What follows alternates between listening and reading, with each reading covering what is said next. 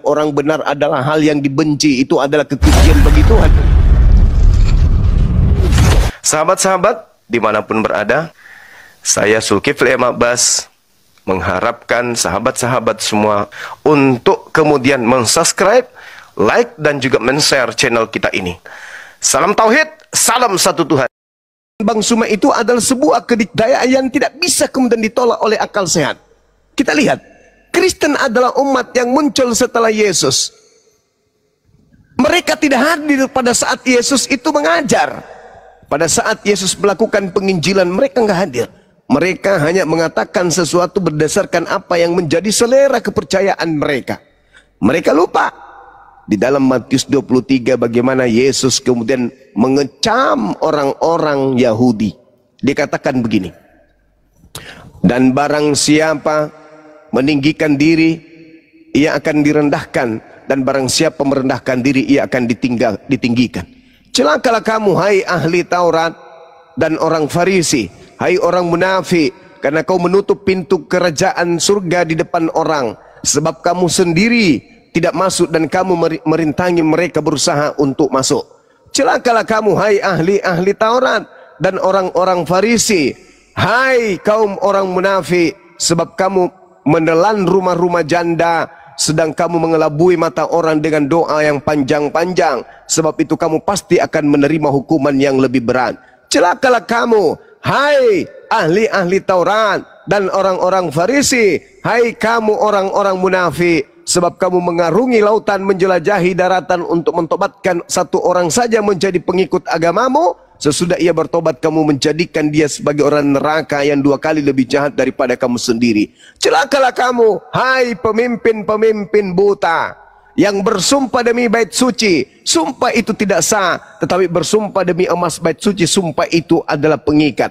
Hai kamu orang-orang jahil, orang-orang bodoh, dan orang-orang buta. Apakah yang lebih penting, emas bait suci yang menguduskan, ataukah emas itu yang lebih baik? Maka celakalah engkau, celakalah engkau, celakalah engkau.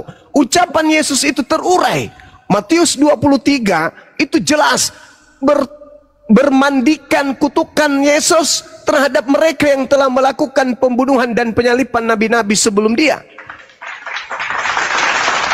Celakalah kamu, celakalah kamu, celakalah kamu, hai ahli-ahli Taurat, orang-orang Farisi, hai orang munafik, sebab persepuluhan dari selasi, adas manis dan jintan kamu bayar, tetapi yang terpenting dalam hukum Taurat kau abaikan, yaitu keadilan dan belas kasihan dan kesetiaan. Yang satu harus dilakukan, yang lainnya jangan diabaikan. Hai kamu, hai orang-orang ahli Taurat dan orang Farisi, hai kamu orang munafik.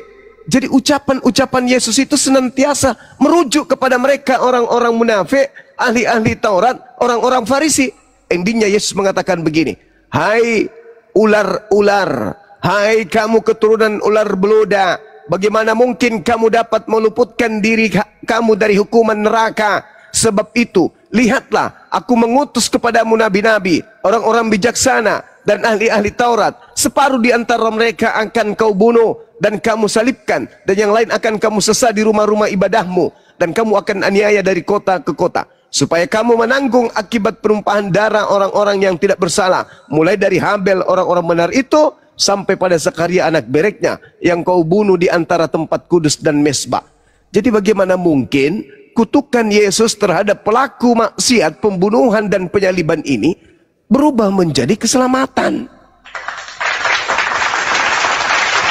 Tidak akan mungkin. Itu mustahil terjadi.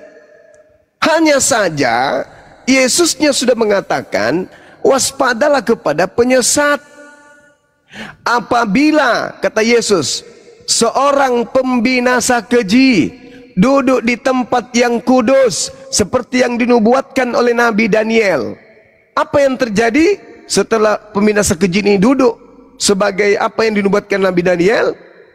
Pembinasa keji ini kemudian memutar balik, memutar hukum dan menjadikan kurban-kurban harian itu berhenti.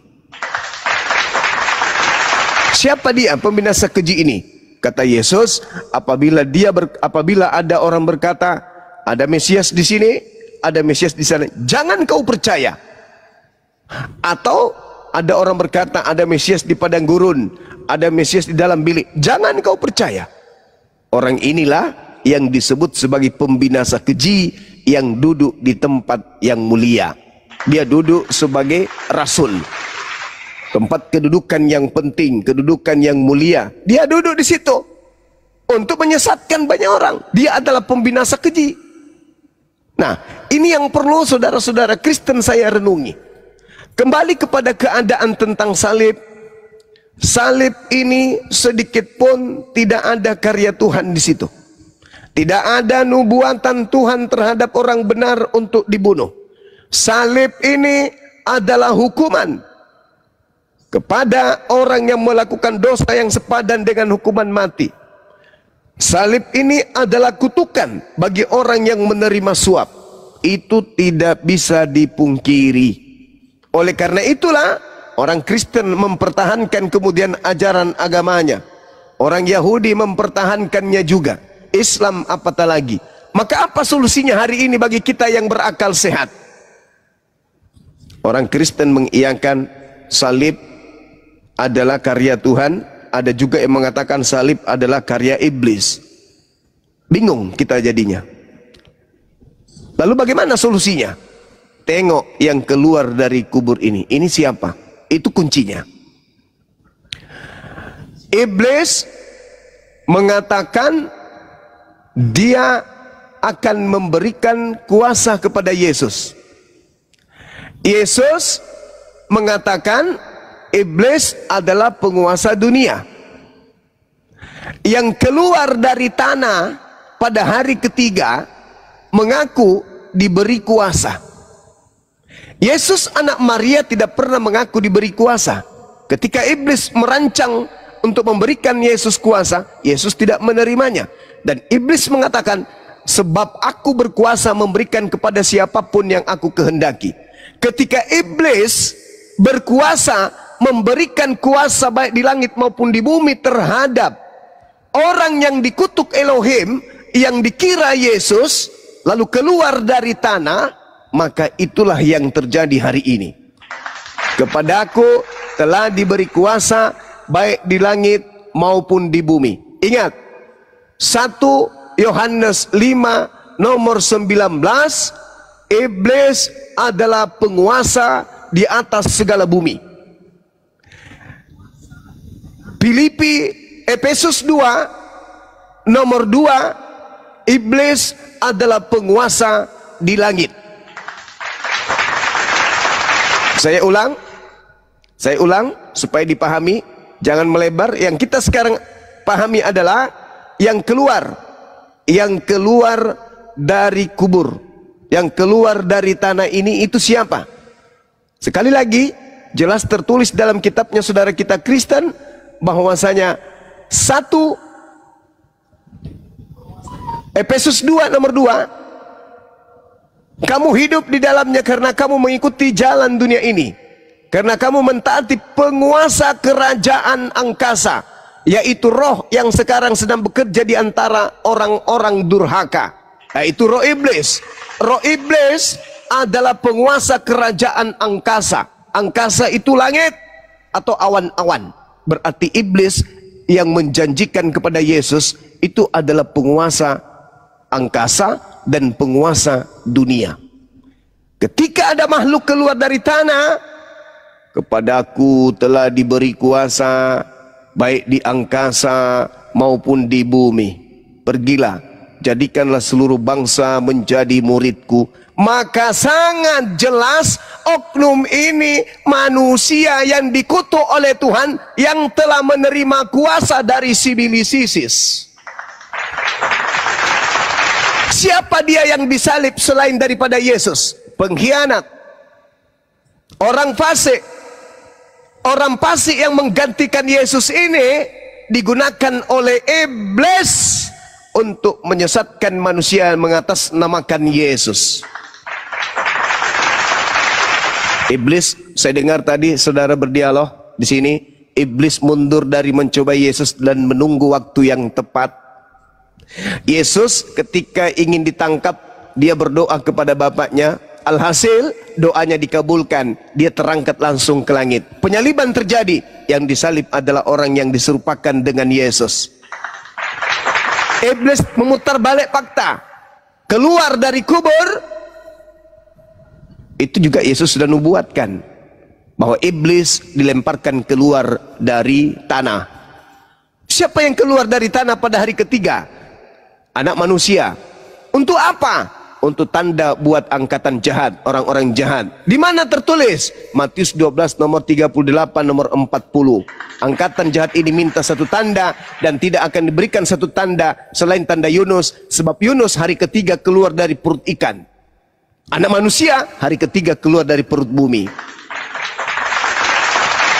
Jadi yang keluar dari perut bumi pada hari ketiga adalah pengganti Yesus yang diberi kuasa oleh penguasa angkasa atau langit dan juga penguasa bumi. Itu fakta real berdasarkan dalil. Silakan.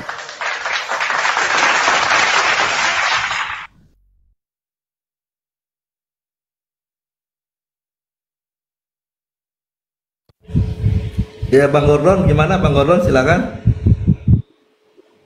Silakan dulu, Glenn.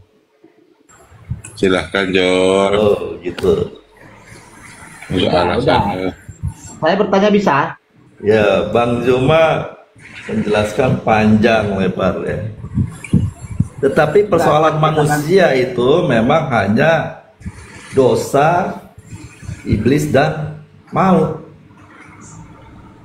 Nah, bagaimana manusia bisa terhindar dari dosa, dari kuasa iblis dan kematian? Jadi manusia tidak dapat berbuat sesuatu dari perbuatannya sendiri untuk terhindar dari dosa, dari iblis dan maut. Karena iblis penguasa dunia ini. Sampai datangnya anak manusia yang diutus Bapa ke dalam dunia ini. Dan di dalam 1 Yohanes 3 ayat 5.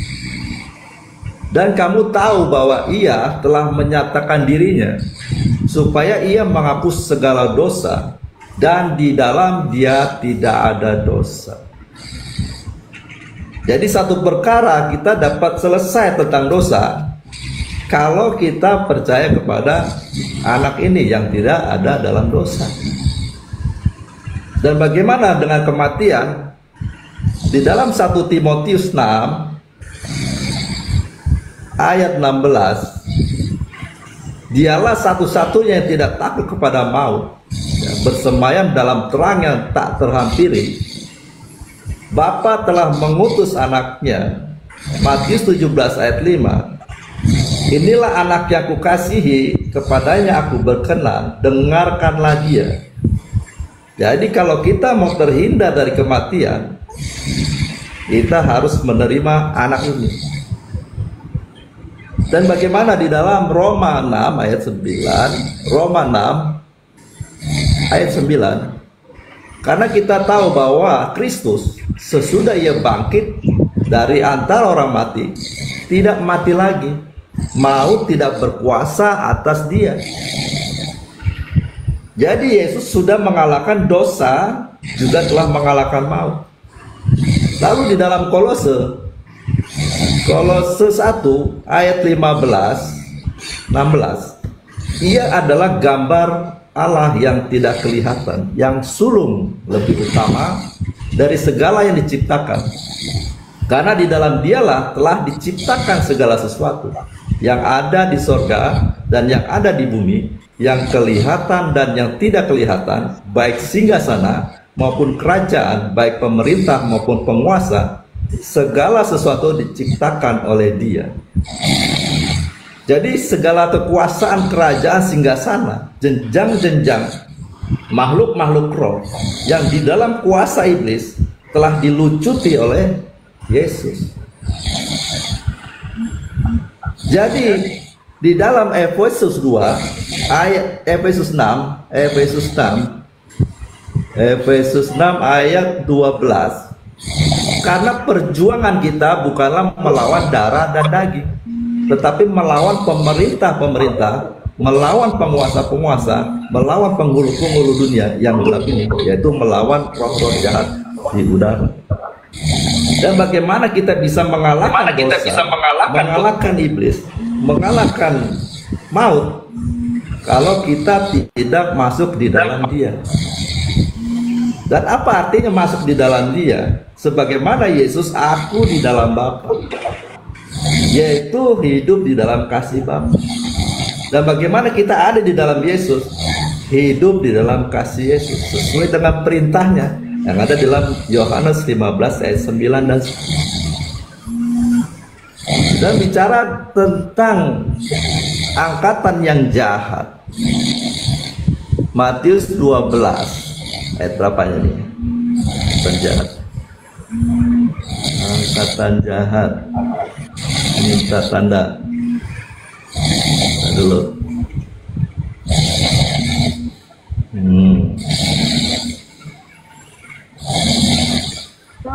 Ustaz. angkatan yang jahat dan tidak setia ini menuntut tanda. Ya. Rohosnya itu mau rohosnya. Ustaz. Lanjut. Ini parah ini si Arif ini. Jadi bicara mengenai angkatan yang jahat itu, maksudnya tuh Tunggu, saya telepon dulu, maksudnya ya. Yesus Kristus.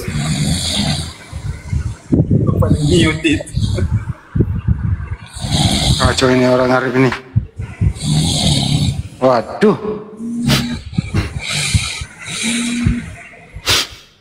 Kacau ini. Kita telepon dulu deh. Iya.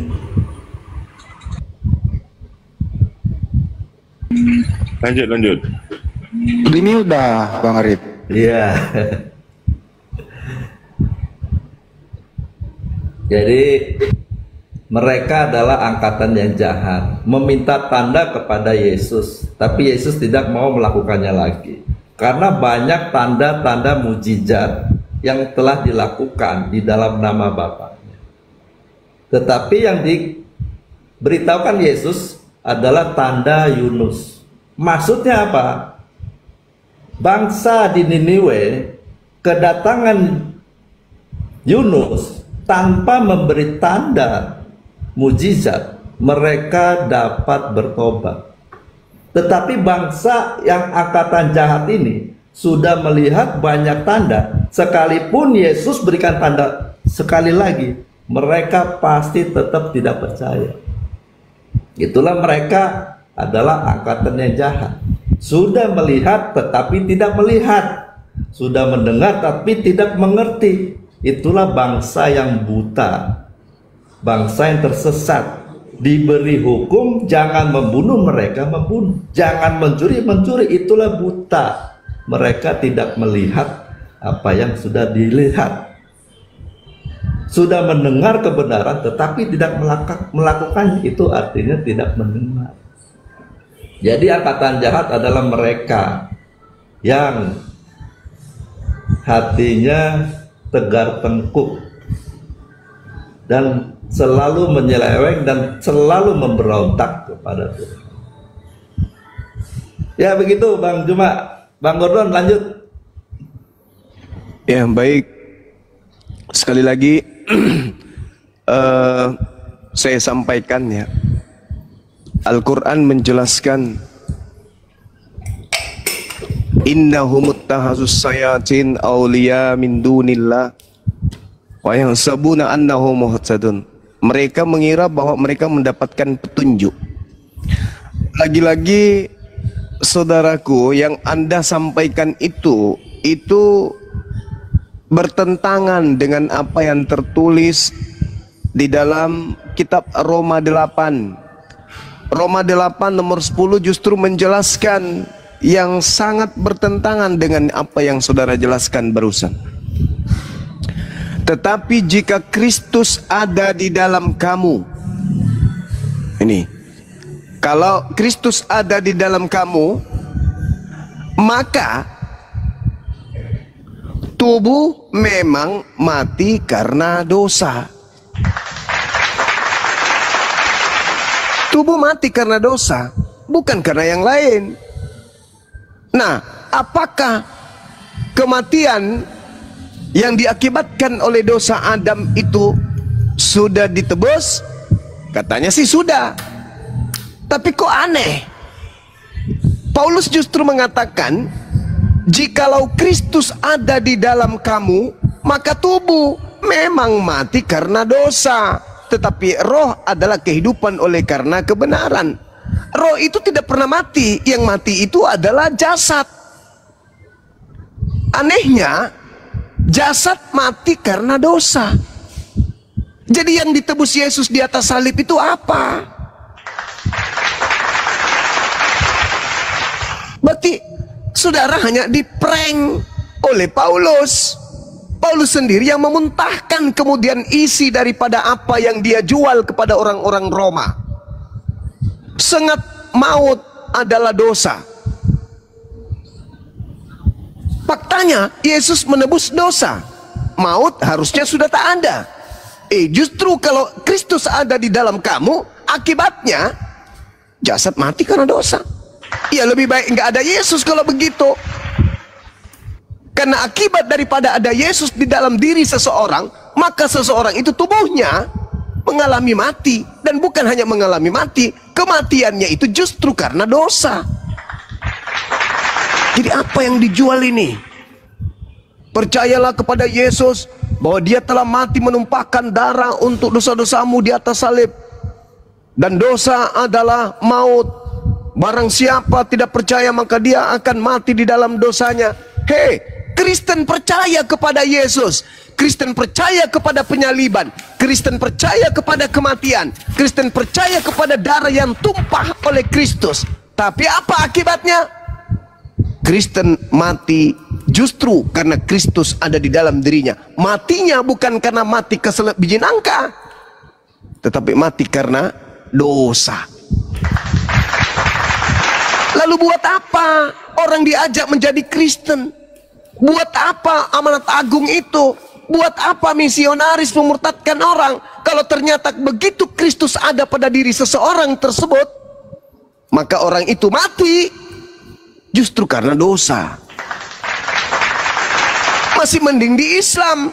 Qul in kuntum tuhibbunallah fattabi'uni yuhibbukumullah wa yaghfir lakum dzunubakum wallahu ghafurur rahim. Menjadi pengikut Nabi Muhammad, mati jannah.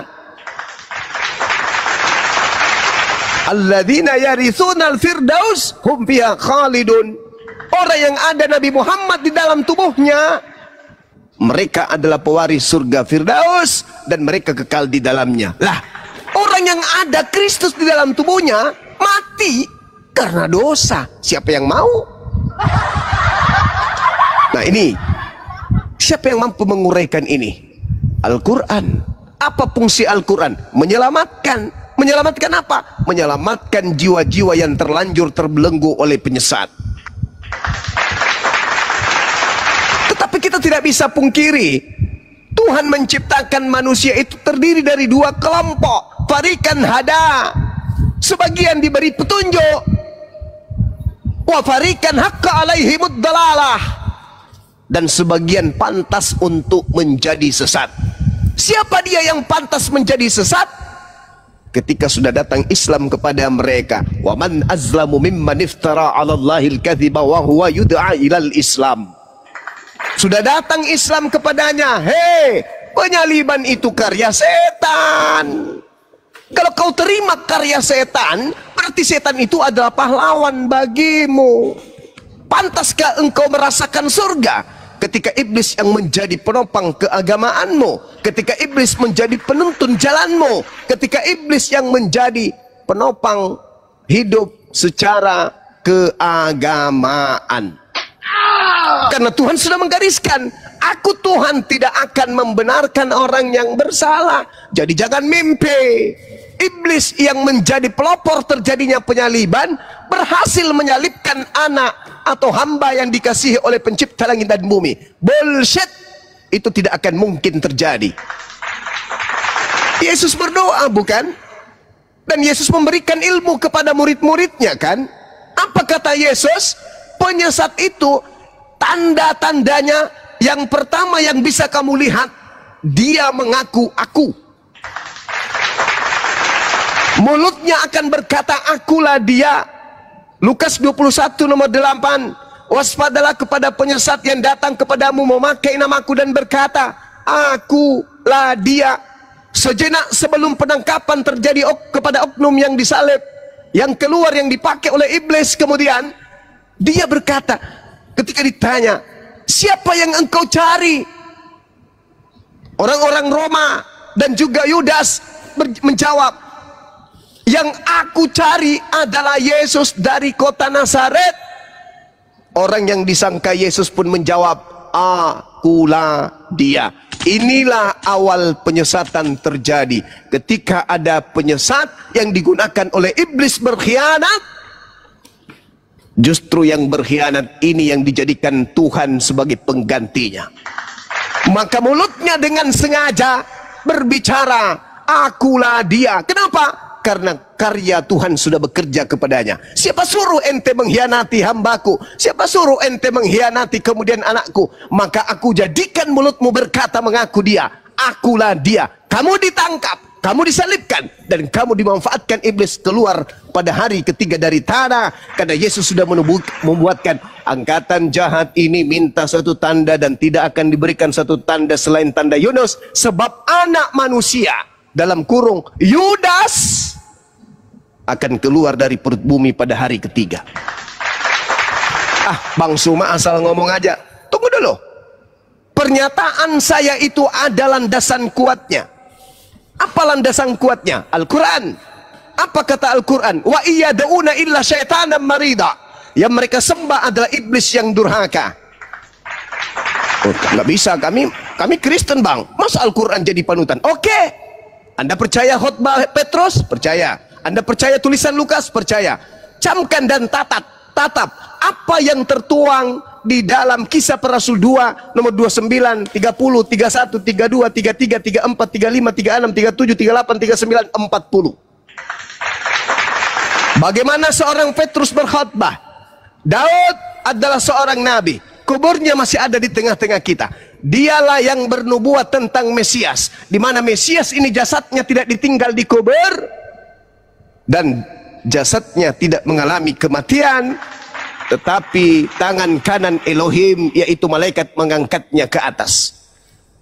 Jadi ketika dia diangkat ke atas, oknum yang terlanjur kau salibkan itu telah dijadikan menjadi Tuhan dan Kristus untuk angkatan jahat. Para penyalib pada saat itu panik. Petrus, ya paman, apa yang harus kami lakukan? Tolong kasih solusi. Kami sudah terlanjur mengotori tangan kami dengan menyalibkan oknum tersebut, dan oknum tersebut ternyata dijadikan menjadi Tuhan bagi kami, angkatan jahat ini. Apa kata Petrus di data nomor 40-nya? Bertobatlah dan hindarkanlah dirimu dari angkatan jahat ini. Itu nubuah, itu pernyataan. Yesus sudah Kristus dari sejak lahir. Lukas 2 nomor 11. Pada hari ini telah lahir bagimu Kristus. Yesus bayi lahir sudah Kristus. Yang disalib baru menjadi Kristus. Berarti dua Kristus yang berbeda. Orang-orang Yahudi harus tahu bahwa Kristus, bahwa Yesus yang kau salibkan itu. Kenapa dikatakan Yesus? Karena Yesus menubuatkan, waspadalah kepada penyesat yang datang kepadamu memakai namaku, Yesus, dan berkata, akulah dia, Yesus. Akulah Mesias, Yesus. Akulah Kristus, Yesus. Mereka akan menyesatkan banyak orang. Orang-orang Israel harus tahu bahwa Yesus yang kau salibkan itu telah dijadikan menjadi Kristus. Baru jadi Kristus setelah disalib. Yang aneh lagi Paulus, Roma 14 nomor 9. Apa kata Paulus di situ? Untuk itulah Yesus mati. Untuk itulah Yesus mati. Agar ia dibangkitkan oleh Tuhan menjadi Tuhan. Alamak.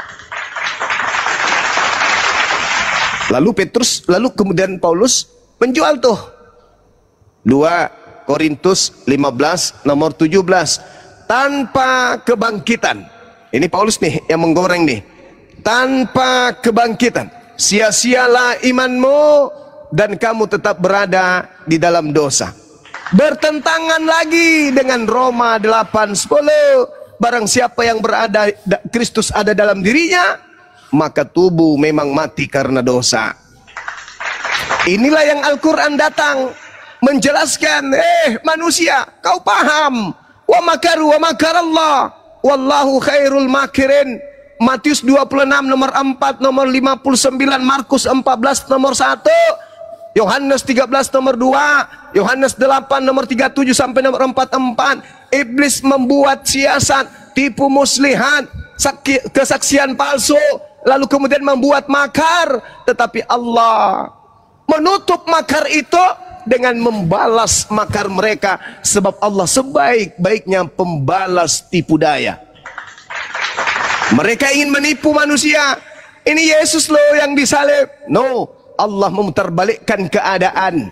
Justru lisanmu dan tanganmu yang membuka aibmu sendiri, bahwa yang disalib itu bukanlah Yesus. Mari kita buktikan.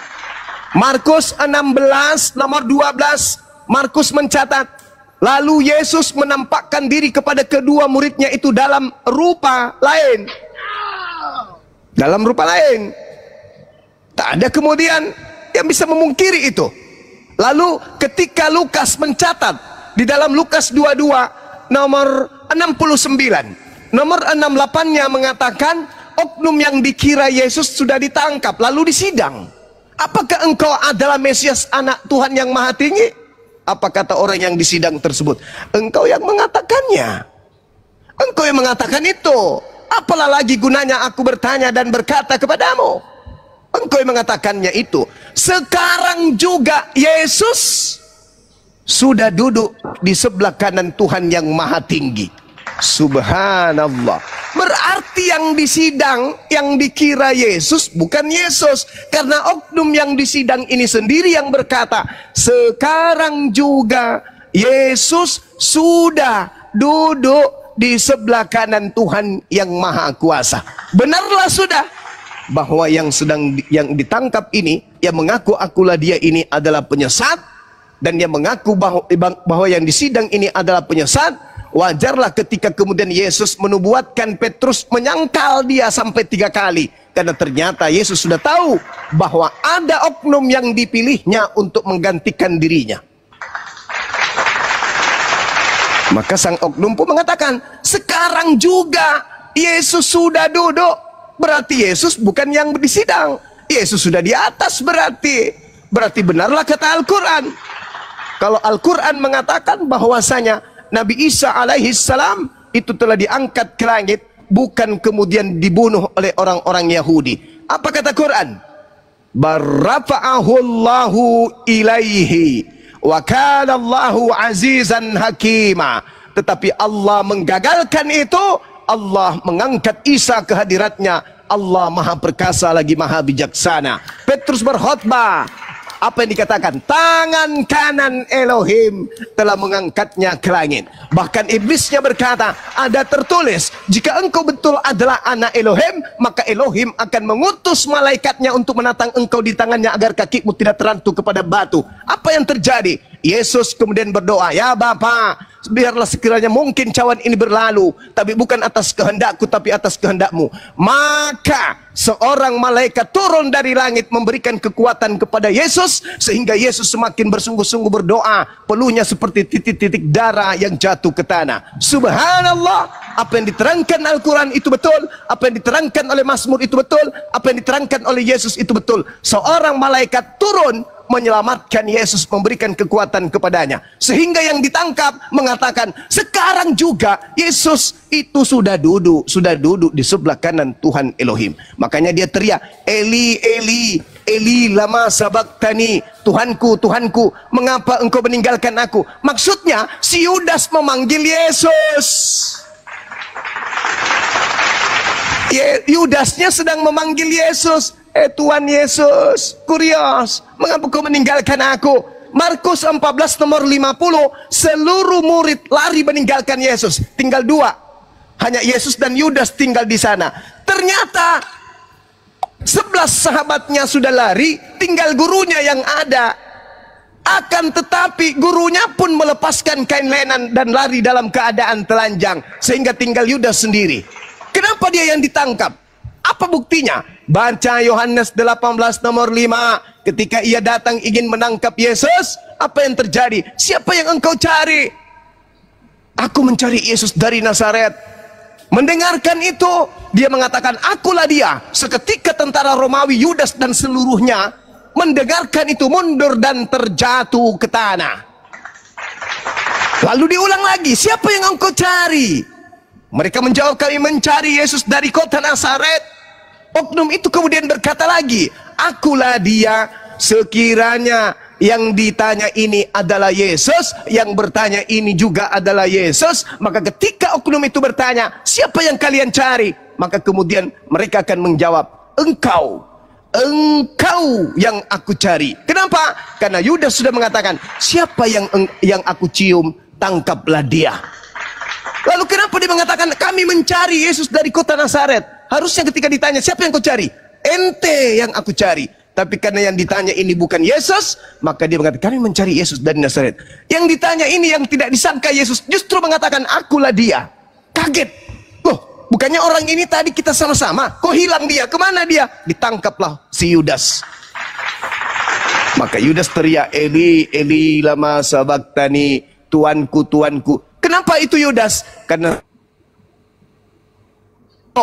tidak pernah sekalipun memanggil kemudian Tuhannya sang Bapa dengan panggilan Eli. Sementara Yudas acap kali memanggilnya Kurios, Tuan, Eli. Berarti yang memanggil Eli, Eli di atas salib ini adalah Yudas Iskariot.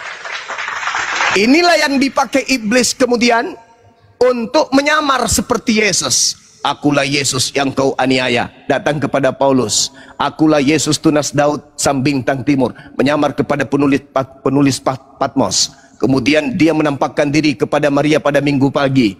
Dia menampakkan diri kepada Markus kepada dua muridnya dengan rupa yang lain.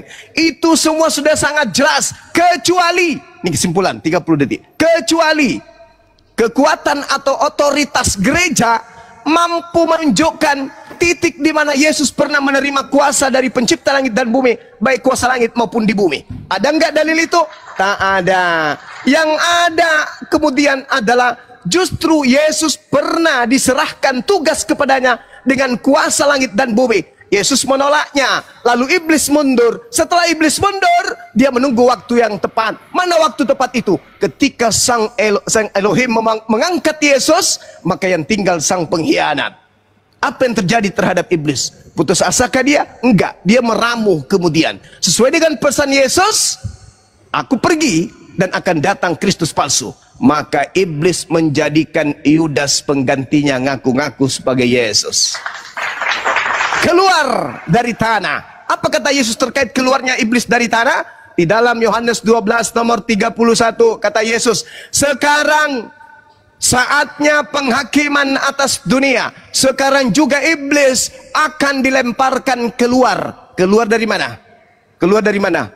Baca Wahyu 12 nomor 9, baca Yesaya 14 nomor 9, 14 nomor 15. Baca kemudian kitab-kitab yang lain, bagaimana iblis itu datang lalu kemudian dilemparkan ke tanah. Misalnya di dalam Wahyu 12:9, lalu kemudian di dalam kitabnya orang Yahudi 2 Korintus 11 nomor 4 dan seterusnya. Orang Paulus mengajarkan itu, bahwa iblis dilemparkan ke tanah. Siapa yang keluar dari tanah? Penguasa dunia. Siapa penguasa dunia menurut Yesus? Iblis. Berarti yang mengajarkan agar seluruh penjuru bumi menjadikan manusia menjadi pengikutnya itu siapa? Sedangkan Yesus mengatakan, aku diutus hanya kepada domba yang sesat dari umat Israel. Lalu yang berkata, pergilah ke seluruh dunia, jadikan seluruh makhluk menjadi muridku, itu siapa? Itu bukan Yesus, tetapi itu adalah Sibilisis. Saya kira demikian. Kalau ada pemain baru silakan dinaikkan. Demikian.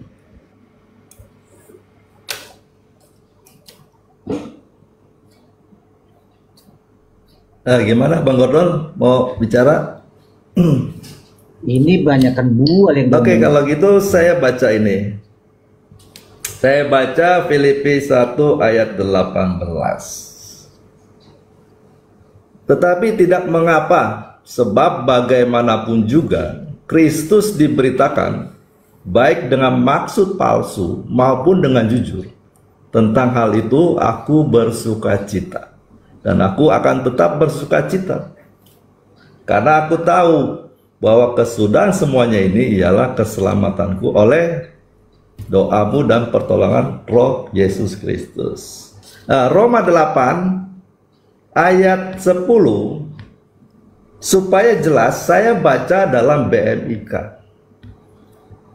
Tertulis demikian, tetapi kalau Kristus hidup di dalam dirimu, maka meskipun badanmu akan mati karena dosa, namun Roh Allah memberikan hidup kepadamu, sebab hubunganmu dengan Allah sudah baik.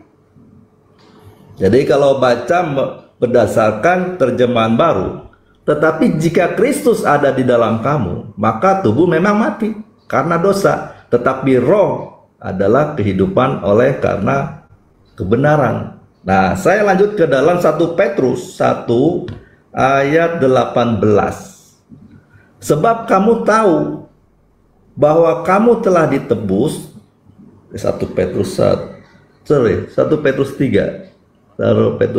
ayat 18.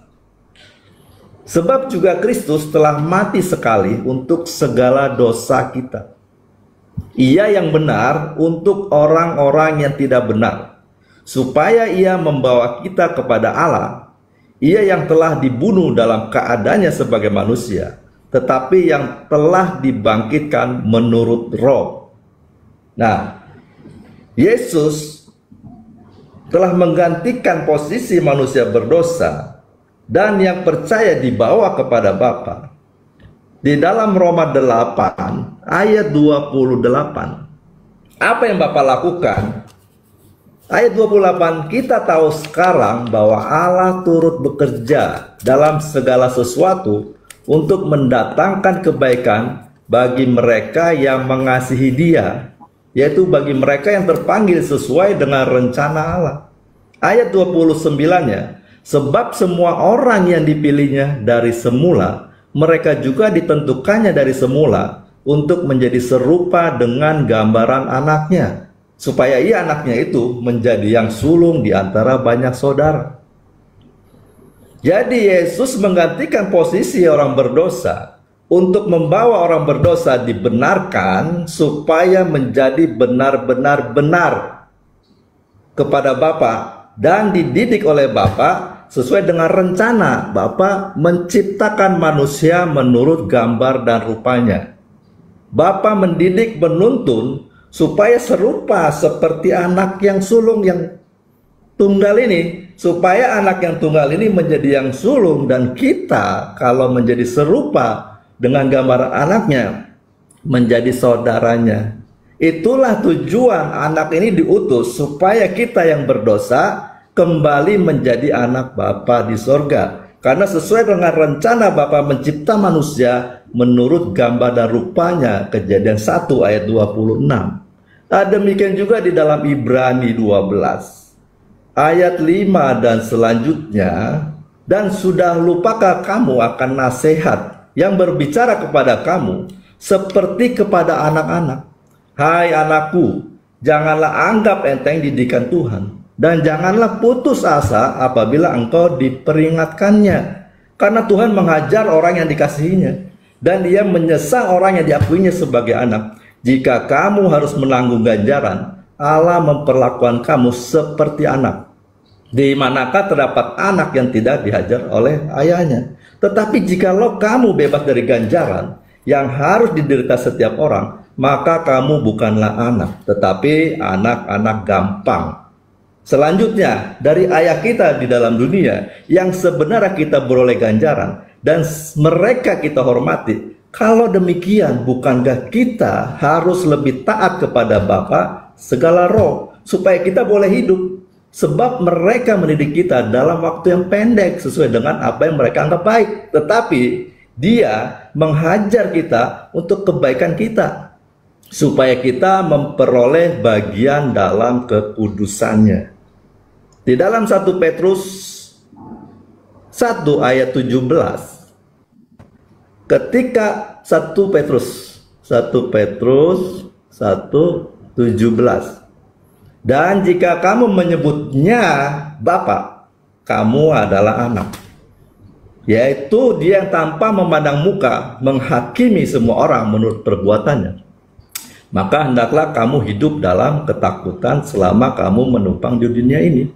Kalau kita berani memanggil dia Bapa, berarti kita memposisikan diri kita adalah anak. Kalau kita adalah anak, kita harus taat dan dengar-dengar apa yang kata Bapa ingin lakukan kepada kita. Sebagaimana Yesus berani memanggil dia Bapa, karena dia taat melakukan kehendak Bapa. Dan dalam segala hal yang dia lakukan, semuanya hanya untuk memuliakan Bapa di sorga. Demikian juga tujuannya, Yesus menggantikan kita dan membawa kepada Bapa, supaya kita juga dapat memanggil dia Bapa dan hidup di dalam kekudusannya.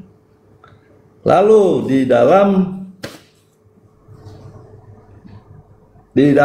Matius 28 ayat 19, ya, di sini dikatakan, jadikanlah semua bangsa muridku.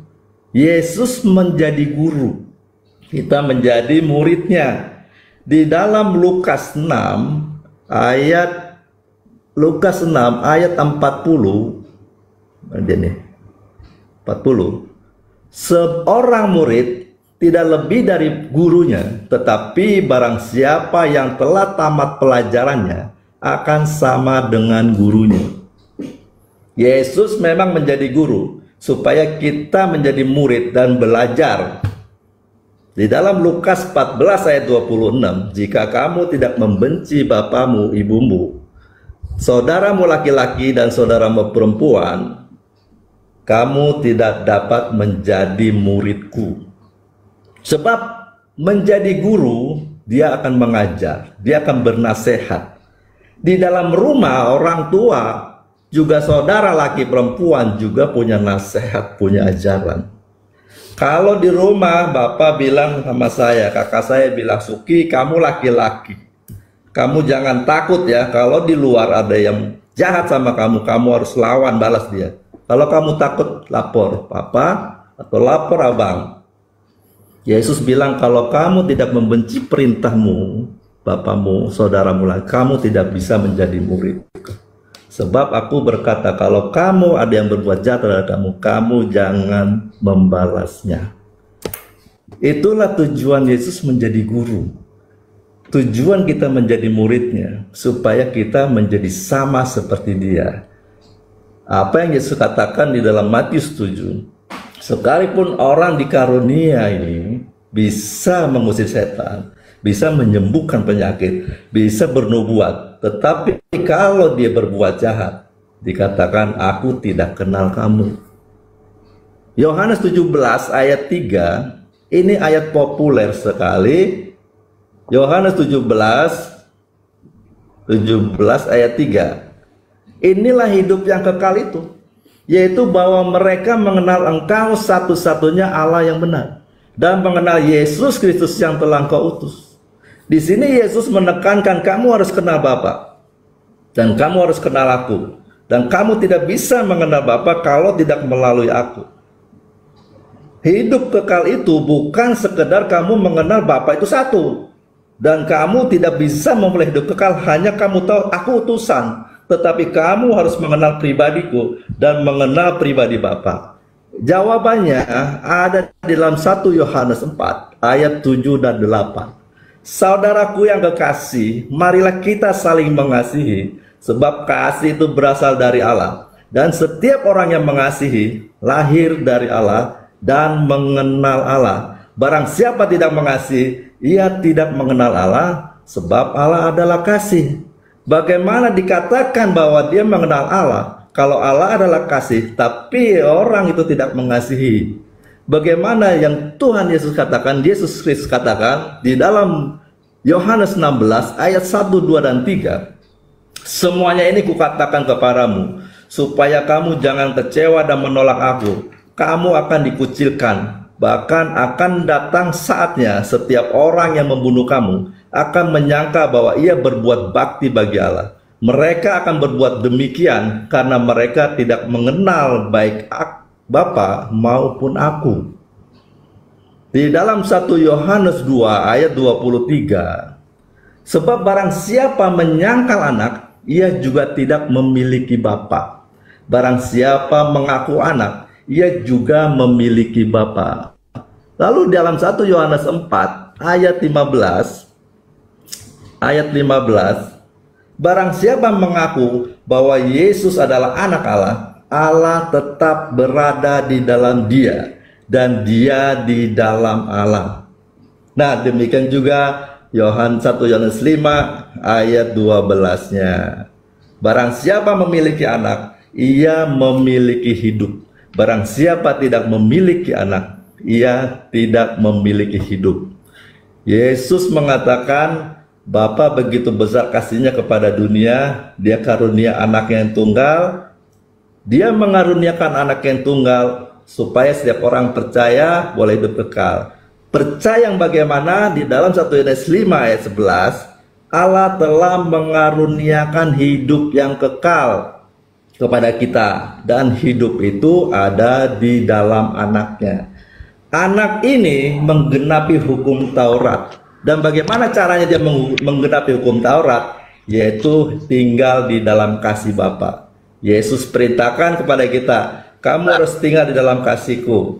Kamu harus saling mengasihi. Kalau kamu saling mengasihi, kamu menggenapi hukum Taurat. Kalau kamu menggenapi hukum Taurat, kamu anak-anak Bapa di surga. Sudah, Pak Suki. Yeremia 31 ayat 31. Oke, saya mau jawab Juma dulu. Saya mau jawab Juma dulu.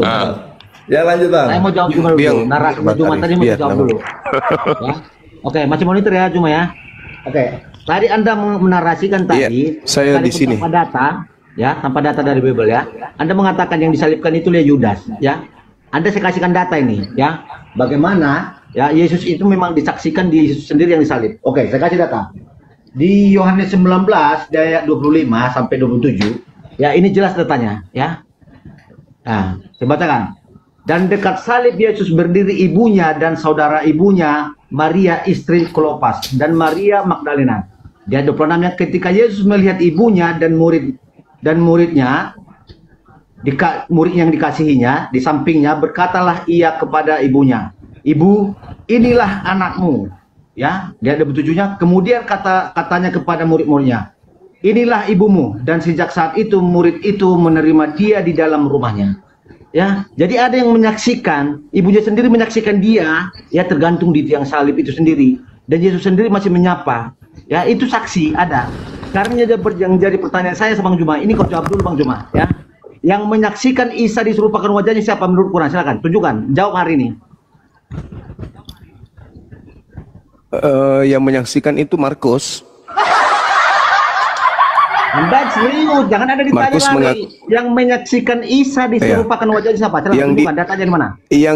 Yang dibahas Al-Quran itu adalah kejadian penyaliban yang terjadi terhadap oknum yang datang ke tengah Bani Israel lahir tanpa ayah.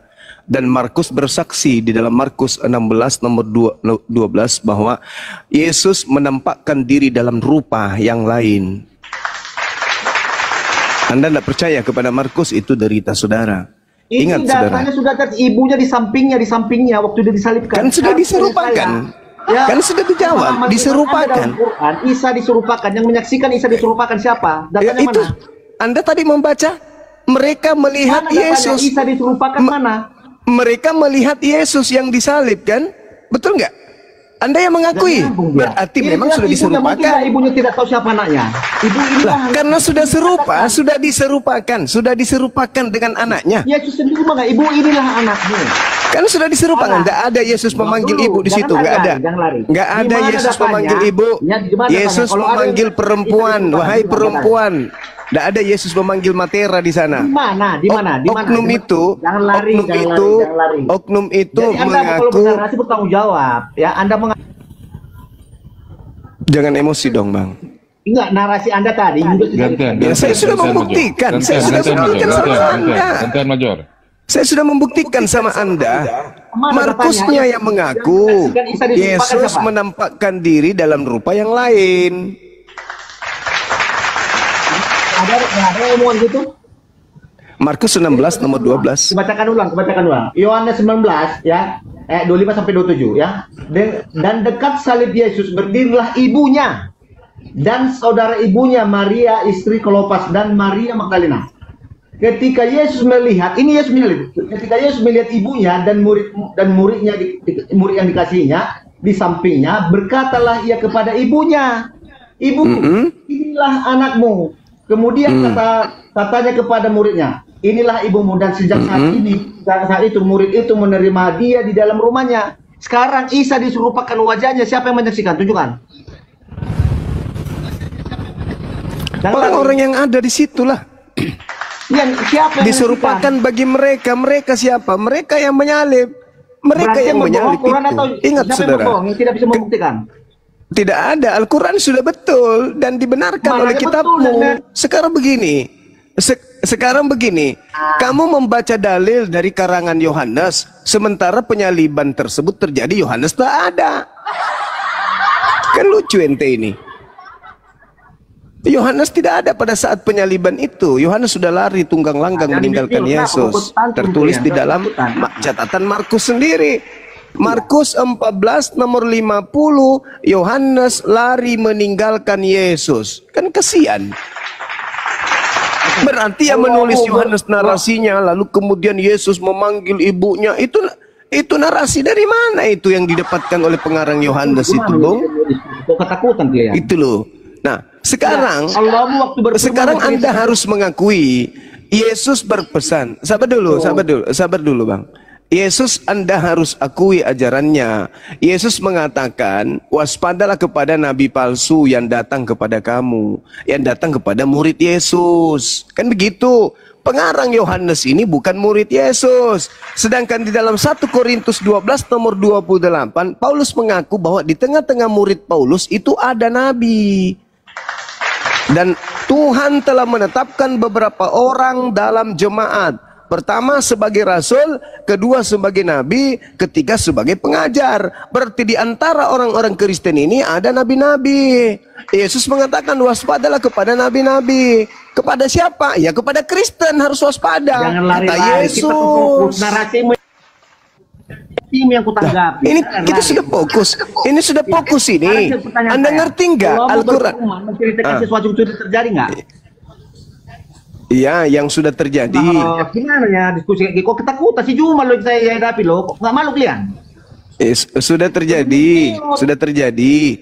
Justru Al-Quran datang meluruskan kembali di dalam Al-Quran jelas diterangkan bahwasanya mereka berselisih paham tentang orang yang disalibkan. Anda baca Kisah Para Rasul 25 nomor 19, mereka berselisih paham tentang seseorang bernama Yesus. Sebagian dari mereka mengatakan Yesus mati, sebagian lagi mengatakan Yesus masih hidup. Berselisih paham. Oke, coba kau tulis, coba. Saudara siapa namanya ini? Saudara Gordon. Coba saudara ya, Major, coba kamu tunjukkan di mana dalilnya Yohanes menyaksikan penyaliban. Silakan. Bukan, jangan lari. Pertanyaan itu jawab dari tadi kan kami mendengarkan. Ya? Oh, jangan mendongeng lo cuma. Enggak. Saya tanya di mana Yohanes palsu, ya? Kau sudah janganlah, akan banyak guru-guru palsu. Di mana di dalam kitabmu tertulis Yohanes menyaksikan penyaliban? Silakan. Ini murid-muridnya. Di mana? Oke, kebacakan ulang ya. Di mana Yohanes murid-muridnya lari meninggalkan Yesus. Dengarkan. Murid-muridnya lari meninggalkan Yesus.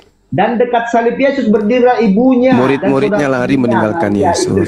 Dan Maria Magdalena. Itu pengarang yang menulis. Itu pengarang yang menulis. Inilah anakmu. Ya. Kemudian katanya kepada muridnya. Muridnya. Inilah ibumu, dan sejak itulah muridnya. Itu pengakuan siapa? Itu pengakuan siapa? Itu pengakuan siapa? Pengakuan Tuhan atau pengarang Bible? Sekarang jawab dulu pertanyaan tuh. Yang menyaksikan Jangan Isa sakit itu hati, merupakan jangan siapa? sakit hati. Pertanyaan saya, Kalau jangan sakit berarti hati. bisa Saya disebut tanya kok, samamu. Itu yang kau menggaya-gaya bacakan aja, kalau tadi. nggak ada ilmu. Giliran bernarasi, Itu kok yang kau baca bacakan tapi tadi. Itu semua karangan menghayal. penulis. Itu yang kau bacakan tadi itu karangan penulis atau firman Tuhan? Jawab. Jawab dulu. Kalau firman Tuhan baru saya percaya. Silakan. Ya akan dijawab. Tapi jawab dulu. Kalau memang ya Allah mau menceritakan sesuatu yang sudah pernah terjadi, ya Isa itu ada hidup di zaman pemerintahan siapa? Itu Allah mau menceritakan sesuatu. Al-Quran tidak menjelaskan itu. Al-Quran Isa itu tidak lahir di zaman menjelaskan pemerintahan itu. Al-Quran tidak menjelaskan itu. Jadi bagaimana Al-Quran kamu tidak mau menjelaskan mengatakan karena bahwa Al-Quran di bukan dalam buku Alkitab penyelidikan. dikatakan Yesus lahir di Nah, ini tentang penyaliban yang dibahas. Penyaliban. Al-Quran cuma menepis tuduhan. Al-Quran cuma menepis tuduhan agama pagan Kristen bahwa Isa alaihissalam disalib. Dah, selesai. Dengarkan Jumat, jangan kau sangkal Quranmu, Allah ke-9, Quranmu dikatakan menjelaskan segala Pertanyaan sesuatu. saya kepada Ditanya saudara, tidak dengarkan. dijawab. Kenapa? Pertanyaan saya dengarkan. Quranmu Pertanyaan saya dengarkan. Yang kamu bacakan tadi, Yesus memanggil ibunya, murid-muridnya, bla bla, itu firman Tuhan atau karangan pengarang buku yang tidak data jelas kasih. itu? Jawab. Sekarang datanya mana Isa itu, siapa yang menyaksikan? Iya, Cuma itu firman Tuhan. Itu firman Tuhan, Ini itu mana sabda surat Yesus Jumat atau itu? karangan orang yang Banyak tidak narasi dijelas.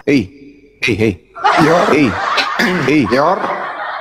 Yor. Itu dengarkan firman Tuhan, pertanyaannya. sabda Yesus atau karangan orang yang tidak jelas.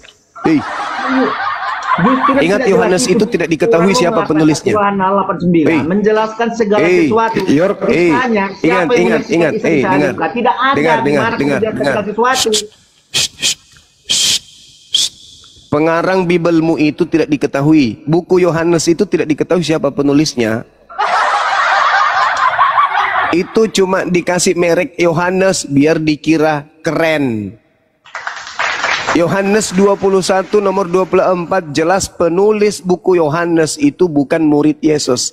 Sedangkan Al-Quran itu bukan ditulis pengarang, bukan ditulis Nabi Muhammad, bukan ditulis kemudian oleh orang-orang yang menceritakan hal tersebut karena dia melakukan penyelidikan. Siapa yang menjadi saksi? Kubacakan. Bismillahirrahmanirrahim. Wa iz qala Allahu ya Isa bin Maryam wa anta qulta lin-nasi ittakhizuni wa ummi ilahaini min dunillah. Qala subhanaka ma yakunu li an aqula ma laysa li bihaqqa in kuntu qultu faqad alimta ta'lamu ma fi nafsi wa la a'lamu ma fi nafsi innaka anta 'allamul ghuyub. Engkau menyaksikan ya Allah, Engkau maha suci ya Allah. Jika aku pernah mengatakan, tentulah Engkau mengetahui apa yang aku katakan. Engkau mengetahui apa yang ada pada diriku, dan aku tidak mengetahui apa yang ada padamu. Sungguh Engkaulah yang maha mengetahui segala yang gaib. Ma qultu lahum illa ma amartani bi ani abudullah rabbi wa rabbakum wa kuntum alaihim syahida ma dumtu fihim falamma tawaffaitani kuntu anta raqiba alaihim wa anta ala kulli syai'in syahida. Itu kata Allah, syahid, kata Allah.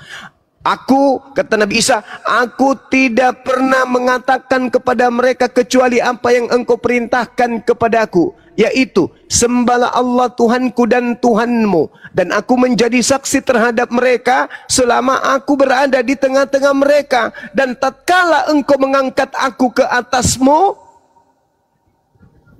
maka engkaulah yang mengawasi mereka, engkaulah yang menyaksikan mereka, dan engkaulah yang maha menyaksikan atas segala sesuatu.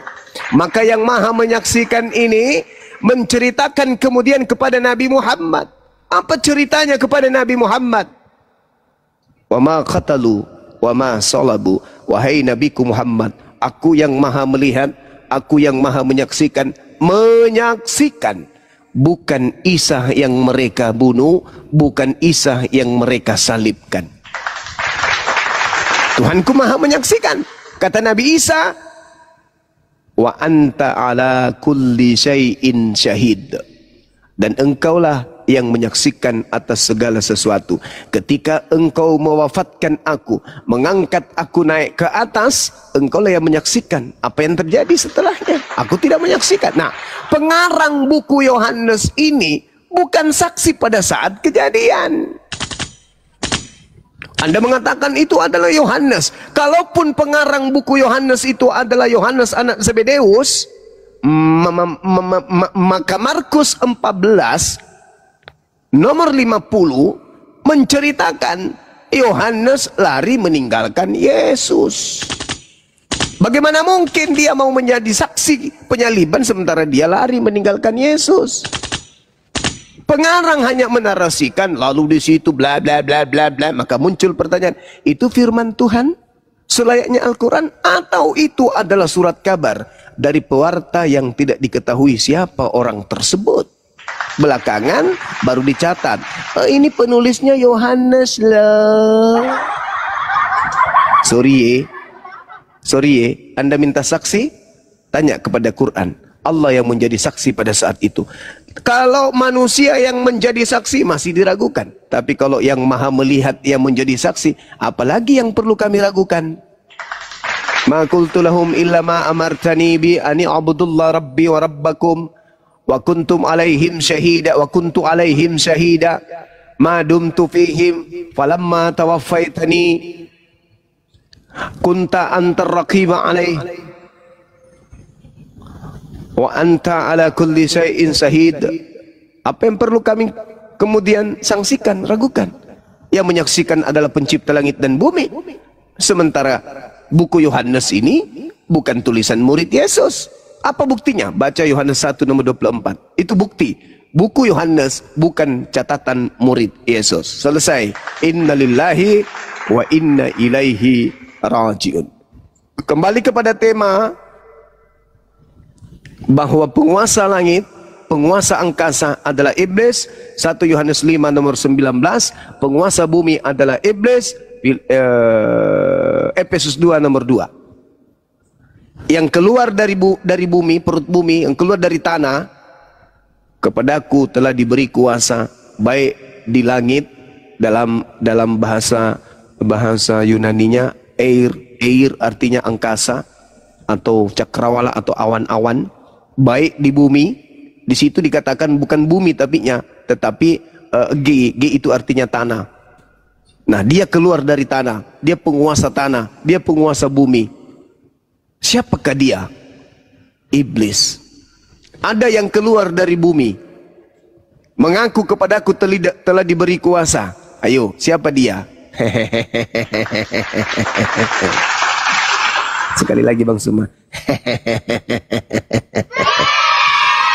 Saya kira begitu teman. Silakan naikkan yang agak keras sedikit teman.